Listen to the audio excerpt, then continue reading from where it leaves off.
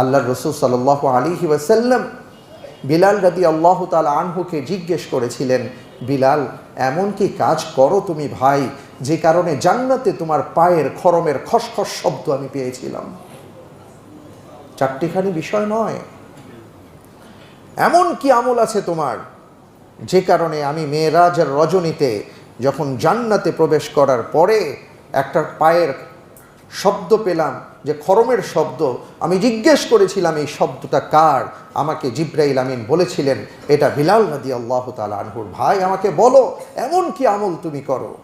একজন হাবশী গোলাম, দেখতে সুন্দর নন, কিন্তু আল্লাহ রব্বুল আলামিনের কাছে তার মর্যাদা, তার সম্মান, তার সব কিছু এত উপরে ছিল যে আল্লাহর রসুল পর্যন্ত তার পায়ের শব্দ পেয়েছেন।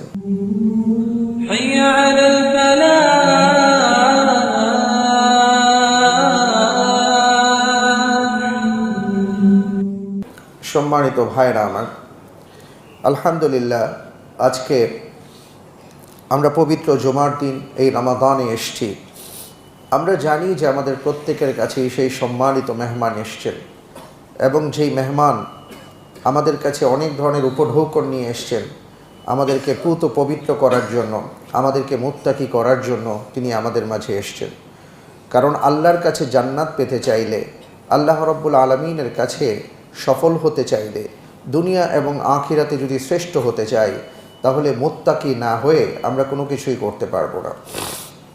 তো এই জন্য রমজান আমাদের কাছে এসছে, আল্লাহ তাআলা পাঠিয়েছেন।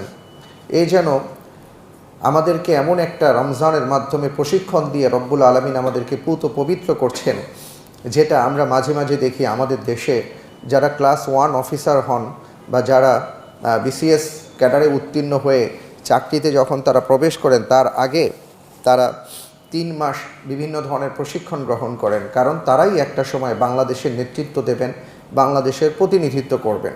এই জন্য কীভাবে খেতে হবে, কিভাবে বলতে হবে, কিভাবে চলতে হবে, তার সব কিছুই তাদেরকে কিন্তু প্রশিক্ষণ দেয়া হয়। তো ঠিক এমনি করে আল্লাহ রব্বুল আলামিন আমাদেরকে শ্রেষ্ঠত্ব দান করেছেন। কোরআনুল কারীমে তিনি ঘোষণা করেছেন, কুনতুম খায়রা উম্মাহ উখরিজাত লিন্নাস, তোমরাই হলে শ্রেষ্ঠ জাতি, তোমরা মানুষের জন্য বের হবে। তা'মুরুনা বিল মা'রুফ ওয়া তানহাউনা আনিল মুনকার ওয়া তু'মিনুনা বিল্লাহ, যে তোমরা মানুষদেরকে ভালো কাজের আদেশ দিবে, অসৎ কাজ থেকে বিরত রাখবে, তোমরা নিজেরাও বিরত থাকবে, আর সেই সাথে আল্লাহর প্রতি ঈমান আনবে। এই আয়াতের মধ্যে আল্লাহ তাআলা যে আমাদেরকে শ্রেষ্ঠত্ব দিয়েছেন, শ্রেষ্ঠত্ব অর্জন করার আগে আমাদের নিশ্চয়ই এমন কিছু গুণাবলী অর্জন করা দরকার, যেই গুণগুলো আমরা অর্জন করব বা প্র্যাকটিস করব, চর্চা করব কোনো একটা মাধ্যমে। আল্লাহ রব্বুল আলামিন সেই মাধ্যম আমাদের মাঝে দিয়েছেন, মাহে রমাদান আল করিম। আমরা জানি যে একটি আয়াত আমাদের মাঝে খুবই বিখ্যাত, আমরা সবাই সেই আয়াতটা জানি। রমজানকে কেন্দ্র করে রব্বুল আলামিন যে আয়াতে কারিমা নাজিল করেছেন, কুতিবা আলাইকুমুস সিয়াম, এই আয়াতের সূচনাতে আরও একটা চমৎকার বিষয় হলো, আল্লাহ তাআলা বলছেন, ইয়া আইয়ুহাল্লাযীনা আমানু, হে ঈমানদারগণ, কুতিবা আলাইকুমুস সিয়াম, তোমাদের উপর আল্লাহ তাআলা রোজা ফরজ করেছেন। আমরা যদি একটু লক্ষ্য করি তাহলে দেখব এই আয়াতে আল্লাহ রব্বুল আলামিন ঈমানদার বলে আখ্যায়িত করেছেন, সম্বোধন করেছেন, সবাইকে ডাকেননি। আমাদের সন্তানদের মধ্যে 2 ধরনের সন্তান থাকে। কিছু সন্তান থাকে অত্যন্ত মা বাবার অনুগত, বাধ্য, আর কিছু সন্তান থাকে অবাধ্য সন্তান। আমরা লক্ষ্য করলে দেখব যে সন্তান অনুগত, যে সন্তান মা বাবার বাধ্য, মা বাবার কথা শুনে মানে, মা বাবা তার সাথে অনেক কিছু শেয়ার করেন, আদর করে তাকে কাছে ডাকেন, তাকে অনেক কিছু বলেন, মা বাবার কথাগুলো, মনের কথাগুলো সেই সন্তানকে খুলে বলেন, অর্থাৎ তাদের সাথে অন্যরকম একটা সম্পর্ক হয়। আবার যে সন্তানরা অবাধ্য, তাদেরকে মা বাবা সন্তান হিসেবে গ্রহণ করলেও বা মেনে নিলেও সেই সন্তানদের সাথে তার সুসম্পর্ক থাকে না, তাদেরকে তিনি সেইভাবে, মা বাবারা সেইভাবে সব কিছু শেয়ারও করেন না। তো ঠিক এমনি করে যদি আমরা দেখি, কোরআনুল কারীমে এমন অনেক আয়াত আছে যে আয়াতে কোনো কোনো জায়গায় আল্লাহ তাআলা সবাইকে ডেকেছেন, আবার কিছু কিছু আয়াত আছে যেখানে সবাইকে আল্লাহ তাআলা ডাকেননি।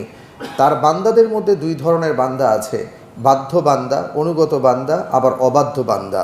অবাধ্য বান্দা হলো তারা যারা ইসলাম মানে না, যারা আল্লাহ তাআলাকে বিশ্বাস করে না বা দিন মানে না, অথচ তারাও আল্লাহ রব্বুল আলামিনেরই বান্দা। কিন্তু বাধ্য বান্দা, অনুগত বান্দা হলেন তারা যারা আল্লাহ সুবহানাহু ওয়া তাআলাকে নিজের মালিক বলে গণ্য করেন, দ্বীনের মধ্যে যারা ফিরে এসেছেন, দ্বীনের পথে যারা জীবনযাপন করার চেষ্টা করেন। তো এই আয়াতে আল্লাহ তাআলা সকল বান্দাদেরকে ডাকেননি, যারা অনুগত তাদেরকে ডেকে বলেছেন ইয়া আইয়ুহাল্লাযীনা আমানু।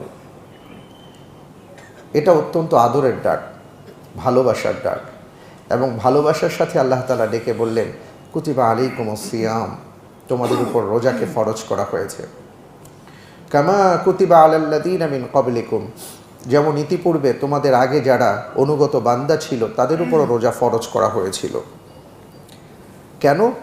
লাআল্লাকুম তাত্তাকুন, যাতে করে তোমরা মুত্তাকি হতে পারো, তাকওয়াবান হতে পারো, আল্লাহকে ভয় করে চলতে পারো। মুত্তাকির অনেক ধরনের ডেফিনেশন আছে। মুত্তাকি কাকে বলে, কিভাবে মুত্তাকি হতে পারে, অনেক ধরনের পরিচয় আছে। কিন্তু আমরা যদি এক কথায় বলি, আল্লাহ তাআলা যেটা বলেছেন যে তাকওয়া হলো সেই বিষয় যেটা অর্জন করতে পারলে আল্লাহ সুবহানাহু ওয়া তাআলার প্রতি আমাদের অগাধ বিশ্বাস জন্ম নেবে, আল্লাহ রাব্বুল আলামিনের প্রতি আমাদের এই যে মালিক এবং গোলামের সম্পর্ক, নিজেকে গোলাম হিসাবে আমরা গর্ববোধ করতে পারবো, এবং মালিকের পক্ষ থেকে যা কিছু এসছে সেটা পালন করার জন্য আমরা উদ্গ্রীব থাকবো। সেই সাথে সেই মালিককে আমি ভয় করতে পারবো। রাসূল সাল্লাল্লাহু আলাইহি ওয়াসাল্লামের বিশিষ্ট সাহাবী ওমর ইবনুল খাত্তাব রাদিয়াল্লাহু তাআলা আনহু এবং সাদ বিন আবি ওয়াক্কাস রাদিয়াল্লাহু তাআলা আনহু কথা বলছিলেন। তো সেই কথার মধ্যে একটা পর্যায়ে ওমর রাদিয়াল্লাহু তাআলা আনহু জিজ্ঞেস করলেন যে বলেন তো, এইখানে আল্লাহ তাআলা যে লাআল্লাকুম তাত্তাকুন বললেন, যে যাতে করে তোমরা তাকওয়া অর্জন করতে পারো, এই তাকওয়ার মূল পরিচয়টা কী হবে বা তাকওয়াবান কে? সাদ বিন আবি ওয়াক্কাস অত্যন্ত চমৎকারভাবে একটা উত্তর দিয়েছিলেন। তিনি বলেছিলেন, খলিফাতুল মুসলিমিন, আপনি কি কাটা বিছানো পথে কখনো হেঁটেছেন? হ্যাঁ, হেঁটেছি। কিভাবে? খুবই সন্তর্পণে, যাতে করে আমার শরীরে, আমার জামা কাপড়ে কোথাও কাটা বিধে না যায়, আমি যেন কষ্ট না পাই। সাদ বিন আবি ওয়াক্কাস রাদিয়াল্লাহু তাআলা আনহু বললেন, শুনুন তাহলে, আল্লাহ রাব্বুল আলামিনের বান্দা আমরা, জান্নাতের পথে আমরা হাঁটছি, শয়তান আমাদেরকে কাটা বিছিয়ে দিয়েছে। এই কাটা হলো গুনাহের কাটা। এই গুনাহের কাটা কখনো চোখ দিয়ে প্রবেশ করে, কখনো মুখ দিয়ে প্রবেশ করে, কখনো হাত দিয়ে প্রকাশিত হয়, কখনো পা দিয়ে প্রকাশিত হয়, কখনো চিন্তায় প্রকাশিত হয়। এই কাটা দ্বারা যেন আমরা আবদ্ধ না হই, শয়তান যেন আমাদেরকে প্ররোচিত না করে, এই কারণে আমি প্রতিটা পদক্ষেপে যদি সন্তর্পণে চলতে পারি যে আমার মালিক কি বলেছেন, কিভাবে চলা দরকার, এটাই হলো তাকওয়া। সুবহানাল্লাহ।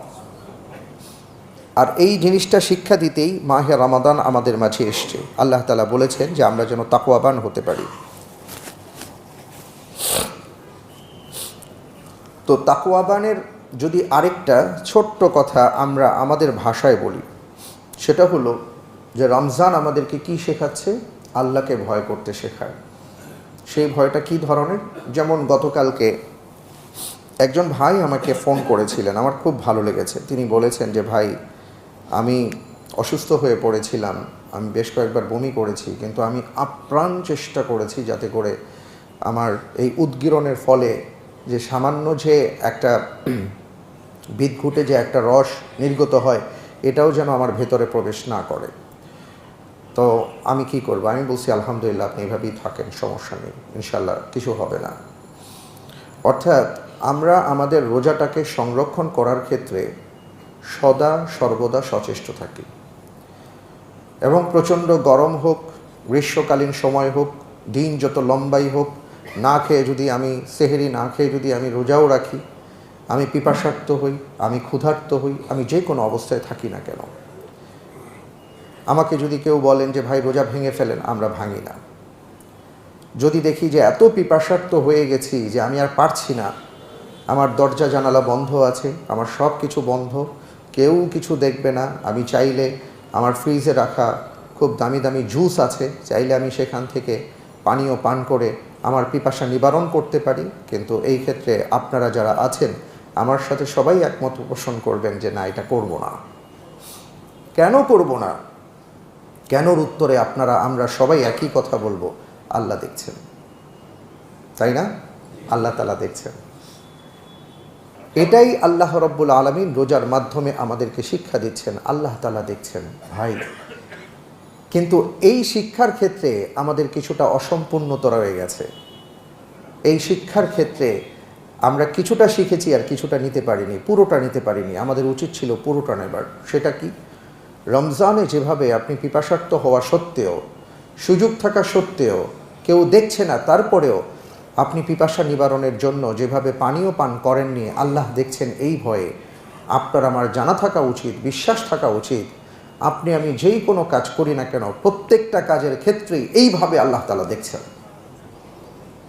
কিন্তু সমস্যা হলো, রোজা রেখেও আমরা দেখব যে কেউ কেউ ঘুষ খাচ্ছেন, কেউ কেউ সুদ খাচ্ছেন, কেউ কেউ মানুষকে ঠকাচ্ছেন, কেউ কেউ মানুষের উপর জুলুম করছেন। আবার ঠিকই উনি তারাবির নামাজ পড়বেন, উনি ঠিকই রোজা রাখবেন, উনি ইফতার করবেন, উনি সাহারি করবেন, উনি ওমরায় যাবেন, সব ঠিক থাকবে। কিন্তু মানুষকে উনি যে নানাভাবে কষ্ট দিবেন, কষ্ট দিচ্ছেন, অপরাধ করছেন, ওই ক্ষেত্রে রোজার যে শিক্ষাটা তার ভেতরে থাকা উচিত ছিল, আল্লাহ দেখছেন, এই আল্লাহ দেখছেন এই কথাটা অন্যান্য ক্ষেত্রে তার মাঝে উপস্থিত নেই। আর তার মাঝে যদি অন্যান্য ক্ষেত্রে উপস্থিত না থাকে, তাহলে বুঝতে হবে উনি রোজার শিক্ষাটা পাননি আসলে।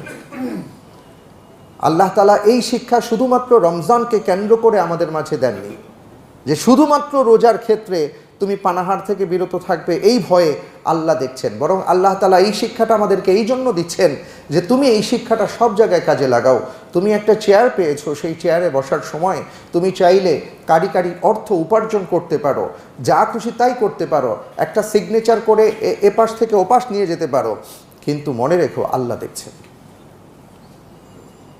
তুমি চাইলে তোমার পণ্যটা ক্রেতার কাছে দিতে পারো, পণ্য কিভাবে তুমি উৎপন্ন করেছো, বিপণন করছো, পণ্যের মধ্যে কি দিয়েছো, তুমি যে মানুষকে নানা জিনিস খাওয়াচ্ছ, এটা আসলে ভালো না মন্দ তুমি জানো, কিন্তু তোমার ক্রেতা জানে না, কিন্তু আরও একজন জানেন, তিনি কে? আল্লাহ দেখছেন। এই শিক্ষাটা এখানে কাজে লাগাতে হবে।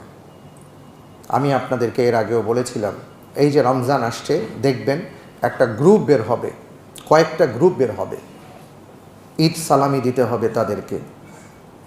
নানা জায়গায় ঈদ সালামি, বকশিস দিতে হবে, বকশিসের নামে, ঈদ সালামির নামে তারা উৎকোচ দাবি করবে। অথচ এই মানুষগুলো রোজাদার, এই মানুষগুলো কিন্তু তারাবি পড়ে, এই মানুষগুলো তাহাজ্জুদ পড়ে, 5 ওয়াক্ত নামাজ পড়ে, কিন্তু এরা মানুষের অন্যান্যদের কাছে আবার উৎকোচ গ্রহণ করে। এরা তখন এটা ভাবে না আল্লাহ দেখছেন। এই রোজার শিক্ষা আমার জীবনে কাজে আসেনি। তাই আমি এই আপনাদের কাছে, এবং আমি আমার নিজেকে নাসিহা করছি, যে খুব বেশি কিছু দরকার নাই, খুব বড় কিছু দরকার নেই। এই একটা লাইনকে যদি আমরা ধারণ করতে পারি, একটা লাইন, আল্লাহ দেখছেন, হ্যাঁ, যে কারণে আমি রোজা রেখেছি, আল্লাহ দেখছেন, এই একটা শব্দকে যদি, একটা বাক্যকে যদি আমরা মনের ভেতরে গ্রথিত করতে পারি, আপনার আমার আর কোনো কিছুর দরকার নেই। আজকে সিসি ক্যামেরা থাকলে একজন অপরাধী ভাবেন যে আমি যে অপরাধ করব, আমার পিছনে একটা ক্যামেরা বসানো আছে, আমি কিভাবে করি, সে কিন্তু তখন আর অপরাধটা করে না, সেটা দেখে চলে যায়, অথবা এই সিসি ক্যামেরার আওতায় যেন না পড়ে সেইভাবে সে চেষ্টা করে। কিন্তু আল্লাহ রাব্বুল আলামিনের এমন নিখুঁত ব্যবস্থাপনা যে এখান থেকে আপনার আমার বাঁচার কোনো উপায় নাই।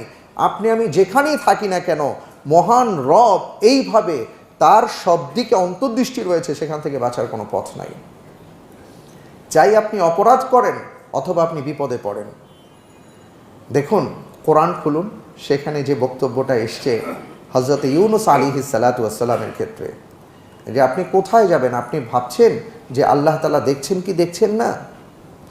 ওয়াযান্নুনি ইয যাহাবা মুগাদিবান ফাযান্না আন লান নাকদির আলাইহি ফানাদা ফিয যুলুমাত আল্লা ইলাহা ইল্লা আনতা সুবহানাক ইন্নী কুনতু মিনাজ জালিমিন। আমরা সেটা দোয়া ইউনূস হিসেবে সবাই জানি, তাই না? হযরত ইউনূস আলাইহিস সালাতু ওয়াস সালাম এই দোয়াটা কোথায় পড়েছিলেন সেটা কি আমরা খেয়াল করেছি? আল্লাহ সুবহানাহু ওয়া তাআলা নিজে বলেছেন, ওয়াযান্নুনি ইয যাহাবা মুগাদিবান ফাযান্না আন লান নাকদির আলাইহি ফিয যুলুমাত। আল্লাহ তাআলা যুলুমাত শব্দটা ব্যবহার করেছেন, যে সে যখন বুঝতে পেরেছেন যে এখান থেকে বাঁচার কোনো পথ নাই এবং তিনি সেখানে বিপদে পড়ে গেছেন, তখন তিনি অন্ধকার থেকে আল্লাহকে ডেকেছিলেন। সে অন্ধকারের অনেকগুলো স্তর ছিল। একটা স্তর রাতের অন্ধকার, দ্বিতীয় স্তর ঝড়ের অন্ধকার, তৃতীয় স্তর সমুদ্রের গভীরতার অন্ধকার, চতুর্থ স্তর মাছের পেটের ভেতরের অন্ধকার।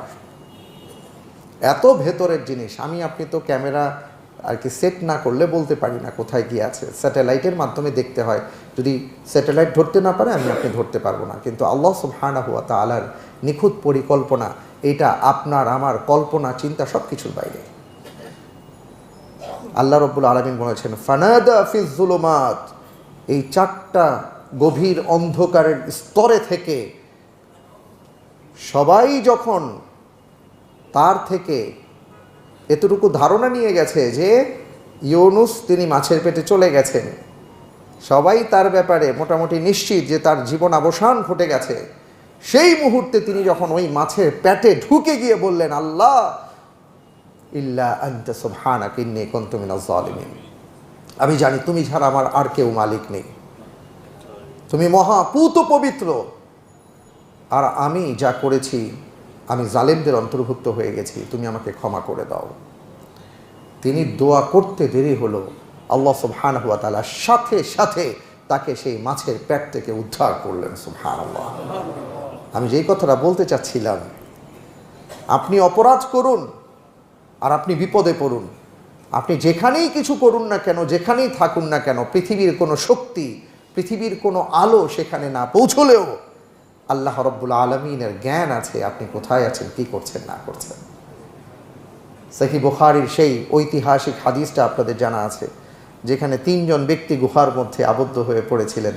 তারা দোয়া করে বলেছিলেন যে আল্লাহ, আমরা খুব ভালো করে জানি যেখানে আমরা আছি আপনি ছাড়া কেউ জানে না, আর আপনি ছাড়া কেউ আমাদের উদ্ধারও করতে পারবেন না, সুতরাং আমরা আপনার কাছেই প্রত্যাবর্তন করছি। এবং তারা তাদের ভালো কাজের উসিলা দিয়ে বিনিময়ে আল্লাহ তাআলার কাছে দোয়া করেছিলেন, রব্বুল আলামিন তাদেরকে মুক্ত করেছিলেন। মূল কথাটা হলো ভাই, আল্লাহ দেখছেন আপনি যেখানেই থাকুন না কেন। রমজানের এই শিক্ষাটা যদি আমরা নিতে পারি আলহামদুলিল্লাহ, এটাই আমাদের জন্য যথেষ্ট হবে। এই রমাদান আমাদের মাঝে এসছে অনেক কিছু নিয়ে, অনেক উপঢৌকন নিয়ে, এত উপহার, এত পুরস্কার, এত কিছু নিয়ে আসছে সুবহানাল্লাহ। এটা আমরা বলে আর কি একটা জুমায় শেষ করতে পারবো না। তো আমি আজকে ওই আলোচনা যদি সময় পাই করব, যেহেতু তাকওয়ার ব্যাপারটা আসছে, মুত্তাকিনের কথাটা আসছে। তো আমি এই ক্ষেত্রে একজন তাকওয়া অর্জন করার ক্ষেত্রে ওনার কি কি গুণ থাকতে হবে এই ব্যাপারে আমি আপনাদেরকে কয়েকটা কথা বলবো। আমি আমার নিজেকে নসিহা করছি। সেটা হলো যে একজন মুত্তাকির মূলত 7টা গুণ থাকবে। পবিত্র কোরআন এবং সুন্নাহর আলোকে যেটা দেখা যায় যে একজন মুত্তাকির 7টা গুণ হতে হবে। 1 নম্বর গুণ হবে যে ওই মুত্তাকি সবসময় জান্নাতের প্রত্যাশী হবেন। অর্থাৎ প্রতিটা কাজ করার ক্ষেত্রে তিনি ভাববেন এই কাজ করলে আল্লাহ তাআলা কি, আমার মালিক কি সন্তুষ্ট হবেন, তিনি কি খুশি হয়ে আমাকে জান্নাত দান করবেন। আমাদের ভাবতে হবে লাআল্লাকুম তাত্তাকুন, যে বলা হয়েছে যে এই রোজা এসছে আমাদেরকে মুত্তাকি বানাবার জন্য। আমার ভেতরে কি এমন কিছু কাজ করে যে কোন কাজটা করলে আমি জান্নাতে যেতে পারবো, কোন কাজটা করলে আমার রব, আমার মালিক সন্তুষ্ট হবে, সেই কাজটার ব্যাপারে আমার ভেতরে আগ্রহ তৈরি হচ্ছে কিনা। যদি তৈরি না হয় তাহলে তৈরি করতে হবে। ওয়াসিকাল্লাযীনা তাকাউ রাব্বাহুম ইলাল জান্নাতি যুমারা, সূরা যুমারের মধ্যে আল্লাহ সুবহানাহু ওয়া তাআলা বলেছেন, যারা আল্লাহকে ভয় করেছেন, যারা মুত্তাকি ছিলেন, তাদেরকে জান্নাতে আমন্ত্রণ জানানো হবে, তাদেরকে সেইখানে সম্বর্ধনা দেওয়া হবে। এটা মুত্তাকিনদের জন্য প্রাপ্য জিনিস। দ্বিতীয় বিষয়টা হলো সবসময় যারা ইস্তেগফারের জীবনযাপন করবেন। ওয়াল্লাযীনা ইযা ফাআলু ফাহিশাতান আও যালামু আনফুসাহুম যাকারুল্লাহ ফাস্তাগফারু লিযুনুবিহিম ওয়া মান ইয়াগফিরুয যুনুবা ইল্লাল্লাহ। আল্লাহ সুবহানাহু ওয়া তাআলা বলেছেন যে মুত্তাকি তো তারা যাদের আরেকটি গুণ হলো, হতে পারে তার ভুল, হতে পারে কোনো সমস্যা, হতে পারে কোনো অপরাধ সে করেই ফেলেছে, এটা করে সে বসে থাকবে না, এটার উপর সে স্থিতিশীল থাকবে না, বরং অপরাধ করার সাথে সাথে তার কাজ হলো সে আল্লাহ রাব্বুল আলামিনের কাছে ক্ষমা প্রার্থনা করবে, আল্লাহ সুবহানাহু ওয়া তাআলার কাছে দয়া চাইবে, আল্লাহ রাব্বুল আলামিনের কাছে কৃত কর্মের জন্য অনুশোচনা করবে। যদি এটা আমরা করতে পারি, আমরা তাহলে মুত্তাকিনদের কাতারে যেতে পারবো। আল্লাহর রাসূল সাল্লাল্লাহু আলাইহি ওয়াসাল্লাম বিলাল রাদিয়াল্লাহু তাআলা আনহুকে জিজ্ঞেস করেছিলেন, বিলাল এমন কি কাজ করো তুমি ভাই যে কারণে জান্নাতে তোমার পায়ের খরমের খসখস শব্দ আমি পেয়েছিলাম। চারটিখানি বিষয় নয়। এমন কি আমল আছে তোমার যে কারণে আমি মেরাজের রজনীতে যখন জান্নাতে প্রবেশ করার পরে একটা পায়ের শব্দ পেলাম, যে খরমের শব্দ, আমি জিজ্ঞেস করেছিলাম এই শব্দটা কার? আমাকে জিব্রাইল আমিন বলেছিলেন এটা বিলাল রাদিয়াল্লাহু তাআলা আনহুর। ভাই আমাকে বলো এমন কি আমল তুমি করো? একজন হাবশী গোলাম, দেখতে সুন্দর নন, কিন্তু আল্লাহ রব্বুল আলামিনের কাছে তার মর্যাদা, তার সম্মান, তার সব কিছু এত উপরে ছিল যে আল্লাহর রসুল পর্যন্ত তার পায়ের শব্দ পেয়েছেন। তিনি বলেছেন, ইয়া রাসূলুল্লাহ, আমি তো এমন কিছুই করি না, ফরজ ইবাদতগুলো ঠিক মতন আদায় করার চেষ্টা করি, তবে হ্যাঁ কয়েকটা বিষয় আমার অভ্যাস আছে। একটা হলো, যদি আমার ভুল হয়ে যায়, আমি যদি কোনো ভুল করে ফেলি, সাথে সাথে আমি অজু করে 2 রাকাত সালাত আদায় করি, আল্লাহ তাআলার কাছে আমি তওবা করি, ইস্তিগফার করি, কান্নাকাটি করি, আল্লাহ যেন আমাকে ক্ষমা করে দেন। রাসূল সাল্লাল্লাহু আলাইহি ওয়াসাল্লাম বললেন, বিলাল, এই আমলগুলো আল্লাহ তাআলার কাছে এতটা পছন্দনীয় হয়েছে, তোমার মর্যাদা আল্লাহ তাআলা কোথায় উন্নীত করেছেন, আমি জান্নাতে গিয়ে তোমার পায়ের শব্দ পেয়েছি। এই জন্য ভাইরা আমার, ভুল তো আমাদের দ্বারা হতেই পারে, কিন্তু ভুলের উপর স্থিতিশীল থাকা এটা হলো শয়তানের কাজ, আর ভুল থেকে ফিরে আসা এটা হলো মানুষের কাজ, মুত্তাকিনদের কাজ। এই কাজটা আমরা করব। যদি কোনো অপরাধ হয়ে যায়, সাথে সাথে যেইভাবে অপরাধ হবে সেইভাবে আমরা তাওবা ইস্তিগফারের চেষ্টা করব, আল্লাহর কাছে ক্ষমা প্রার্থনা করব। দেখুন, রমাদান এসছে, রমাদান আবার চলে যাবে। গত বছরের রমাদান এসছিল, এই বছরের রমাদানের মাঝখানে কত মানুষকে আমরা হারিয়ে ফেলেছি, কত মানুষ আজকে আমাদের মাঝে নাই। কিন্তু আমি আপনি সৌভাগ্যবান, আল্লাহ তাআলা এখনও আপনাকে আমাকে এই পর্যন্ত বাঁচিয়ে রেখেছেন। রমাদান হলো দোয়া কবুলের মাস, রমাদান হলো ইস্তেগফারের মাস। তো এই মাস পাওয়ার পরও যদি আমরা আল্লাহ তাআলার কাছে ইস্তেগফার করতে না পারি, ক্ষমা প্রার্থনা করতে না পারি, আমাদের চাইতে হতভাগা আর কে হতে পারে? এই কারণে রাসূল সাল্লাল্লাহু আলাইহি সাল্লাম বলেছেন, তিনি যখন মিম্বারে উঠছিলেন 3 বার বলেছিলেন আমিন আমিন আমিন। খুতবার পরে সাহাবায়ে কেরাম জিজ্ঞেস করলেন, ইয়া রাসূলুল্লাহ, এমন কি হলো যে আপনি 3 বার আমিন বললেন? রাসূল সাল্লাল্লাহু আলাইহি সাল্লাম বললেন, যখন আমি মিম্বারে উঠছিলাম তখন জিব্রাইল এসে বলেছেন আমাকে 3টা কথা, ওই 3টা কথার উত্তরে আমি আমিন বলেছি। একটা বিষয় ছিল যে মা বাবা পেল, যে সন্তান মা বাবা পেল, অথচ আল্লাহর দরবার থেকে গুনাহ ক্ষমা করাতে পারল না মা বাবার খিদমতের মাধ্যমে, সেই সন্তানের উপর লানত বর্ষিত হোক, আমি বলেছিলাম আমিন।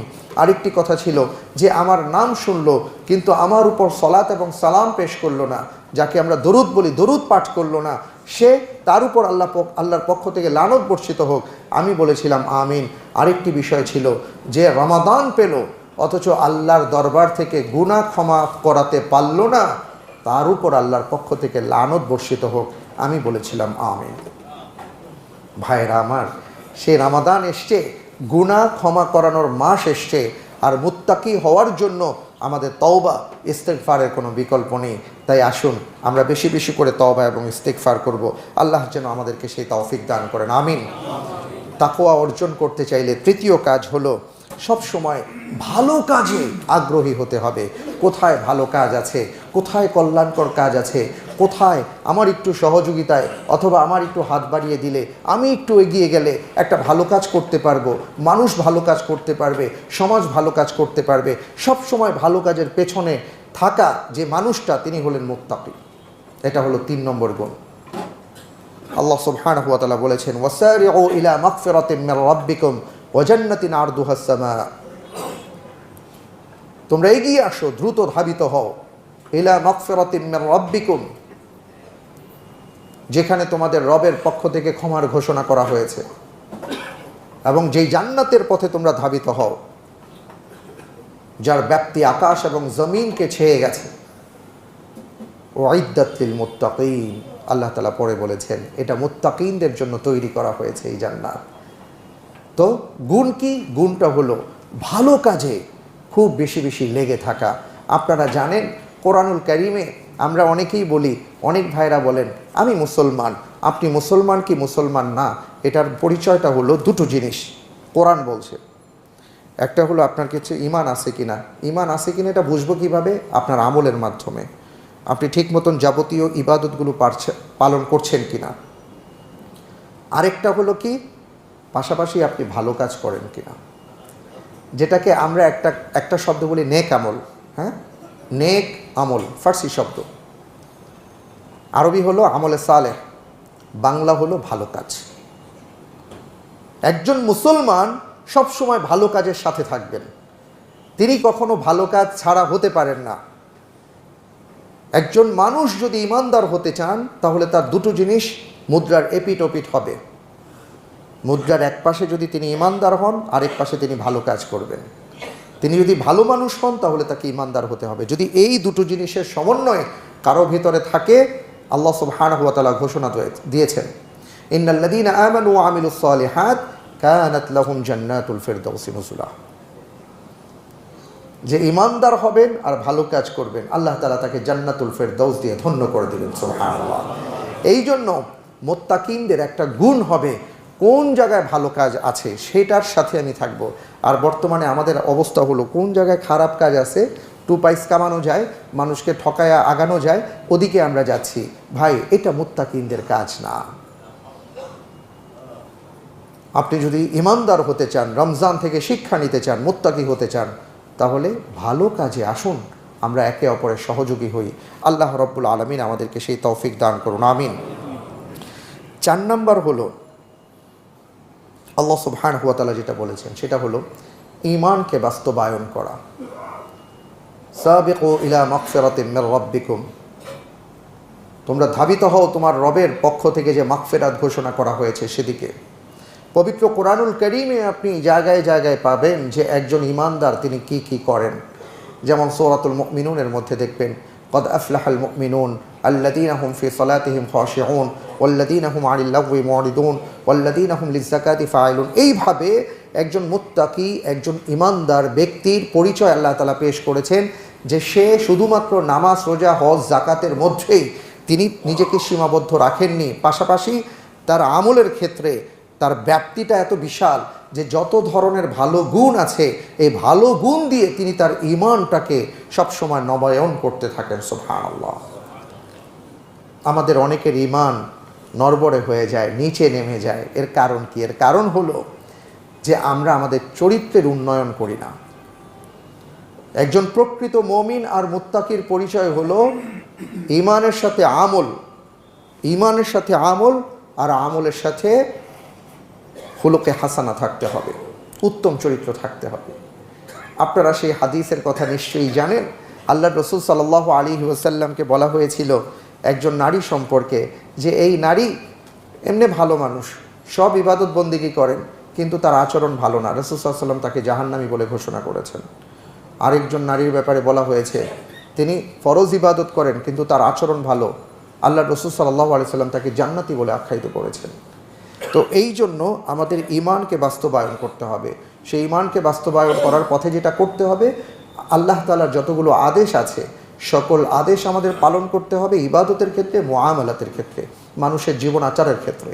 আল্লাহ তাআলা আমাদের সবাইকে সেই তৌফিক দান করুন, আল্লাহুম্মা আমিন। 5 নম্বর ব্যাপার হলো, একজন মুত্তাকি হবার পথে আরও একটা গুরুত্বপূর্ণ বিষয় হলো ওয়াল কাযিমিনাল গায়জ, রাগকে তিনি দমন করতে পারেন। আজকে আমাদের আর কি ইগো এমন জায়গায় পৌঁছে গেছে, আমাদের ব্যক্তিত্ব শয়তান এমন জায়গায় নিয়ে গেছে, কিছু 19 থেকে 20 হলেই আমাদের মেজাজ খারাপ হয়ে যায়, এবং সব কিছু এসেই আমাদের ব্যক্তিত্বে এখন আঘাত করে।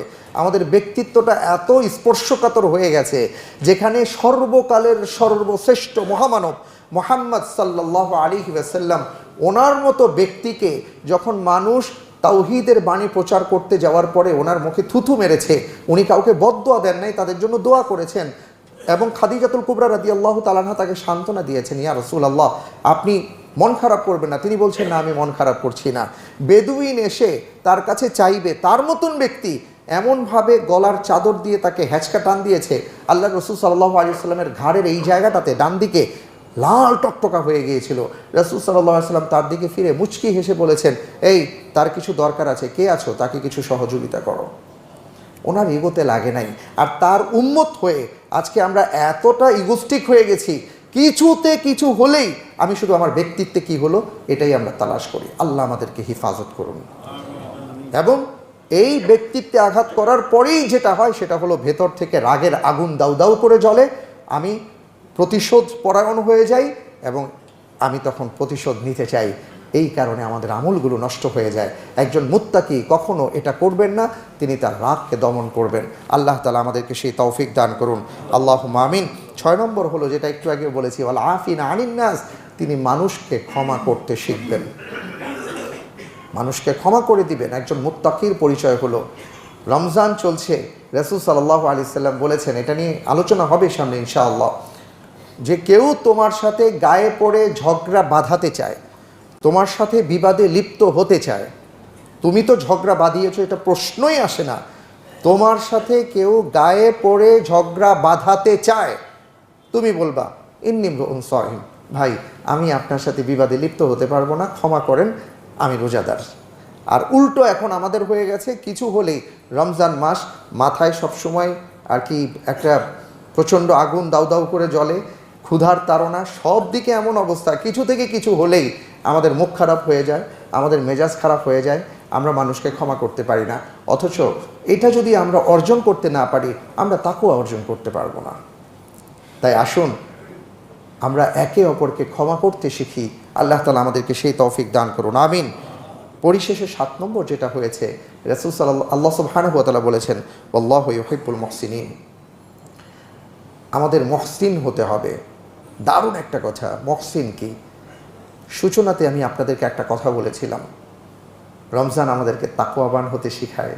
সে তাকওয়ার মধ্যে একটা কথা ছিল, আল্লাহ দেখছেন, তাই না? এখানে রব্বুল আলামিন বলেছেন যে আল্লাহ রব্বুল আলামিন মহসিনদেরকে ভালোবাসেন। রাসূল সাল্লাল্লাহু আলাইহি ওয়াসাল্লাম এবং জিবরাইল আলাইহিস সালাম দুজন একসাথে বসে আছেন। কখনো কখনো প্রশ্নোত্তরের মাধ্যমে একে অপরকে প্রশ্ন করতেন, উত্তর দিতেন, যাতে করে সবাই জানতে পারে, শিখতে পারে। তো জিবরাইল আমিন প্রশ্ন করলেন, ওয়ামাল ইহসান ইয়া রাসূলুল্লাহ, ইহসান কাকে বলে? তিনি বললেন, আন তা'বুদাল্লাহ কাআন্নাকা তারা ফাইন লাম তাকুন তারা ফাইন্নাহু ইয়ারাক। এটা দিয়ে আমার আলোচনা শেষ। আল্লাহ রাসূল সাল্লাল্লাহু আলাইহি সাল্লাম বললেন, ইহসান হলো ওই জিনিস, মুহসিন হলেন ওই ব্যক্তি যে তার জীবন চলার পথে প্রত্যেকটা কাজ করার ক্ষেত্রে আল্লাহকে তিনি দেখছেন এমন চিন্তা করবেন। আল্লাহু আকবার। তার চোখের সামনে যেন আর কি তিনি যেন আল্লাহ সুবহানাহু ওয়া তাআলাকে দেখছেন, অর্থাৎ আমার মালিক আমার সামনে, তা আমি কী করব, আমি কিভাবে কাজ করব। দ্বিতীয় অধ্যায়টা রাসূল সাল্লাল্লাহু আলাইহি ওয়াসাল্লাম বললেন, ওটা যদি না হয় তাহলে এটা তো অবশ্যই রাখতে হবে, ফাইন লাম তাকুন তারা ফাইন্নাহু ইয়ারাক, যদি তুমি তাকে নাও দেখতে পাও এটা মাথায় রেখো, অবশ্যই তিনি তোমাকে দেখছেন। এই চিন্তা করে তুমি প্রতিটা কাজ করবে, তাহলেই তুমি মুহসিন হতে পারবে। আর সেই ব্যক্তিকে আল্লাহ তাআলা ভালোবাসেন। ভাইয়েরা আমার, মুত্তাকি হবার পথে এই 7টি গুণ আমাদের অর্জন করতে হবে। আল্লাহ তাআলা আমাদের সবাইকে এই কথাগুলোর উপর আমল করার তৌফিক দান করুন, আমিন। আসসালামু আলাইকুম ওয়া রাহমাতুল্লাহি ওয়া বারাকাতুহু।